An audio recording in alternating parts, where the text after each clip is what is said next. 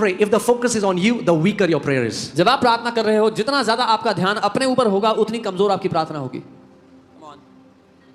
I've prayed for 6 hours. Now God has to give me. अब मैंने 6 घंटे प्रार्थना की है, अब तो प्रभु को मुझे देना ही पड़ेगा. No. नहीं. Have you ever seen Jesus praying long prayers in public?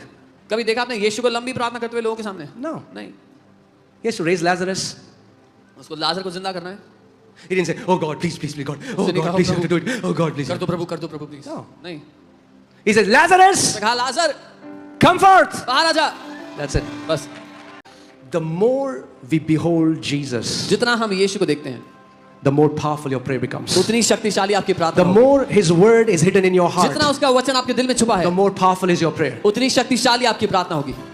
So don't get hung up in the dynamics of prayer and fasting. No, prayer and fasting are leading you somewhere. सो उपवास और प्रार्थना करने तक में ही संतुष्ट मत हो जाओ. उपवास और प्रार्थना का काम है आपको कहीं ले जाना. Okay. When you go to somebody's house, जब आप किसी के घर जाते हो, go through a door, when you open a door, it takes you somewhere. जब आप किसी के घर जाते हो, दरवाजा खुलता है, आप भीतर जाते हो, दरवाजा आपको कहीं पहुंचाता है. The main door, जो मेन डोर है, you open the door, वो खोला आपने. now you enter into the living room, अब आप लिविंग रूम में आते हैं, right? You go inside, अंदर आते हैं, open a door, एक दरवाजा खोलते enter हैं, into kitchen किचन में आते हैं, or wherever. जहां भी. Prayer and fasting is just like a door. उपवास प्रार्थना एक दरवाजा है, It leads you somewhere. वो आपको कहीं ले जाता है. But if you stand at a door outside, लेकिन अगर दरवाजे के बाहर ही खड़े हो गए, come inside. वो कहेंगे अंदर आओ. No, नहीं नहीं नहीं, I'm so happy in मैं this. बहुत खुश हूँ यहाँ पे. Beautiful door. खूबसूरत दरवाजा है बड़ा. My door. मेरा दरवाजा. Oh. Oh. I'm standing here for 8 hours in मैं this door. 8 घंटे खड़ा होता हूँ रोज यहाँ पे दरवाजे पे. It's leading you somewhere. उसका काम है आपको कहीं ले जाना.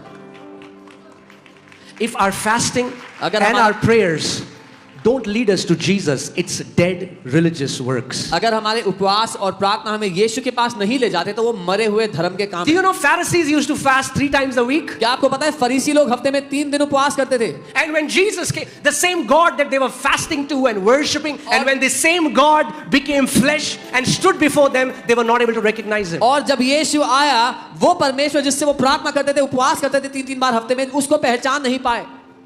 Should we fast?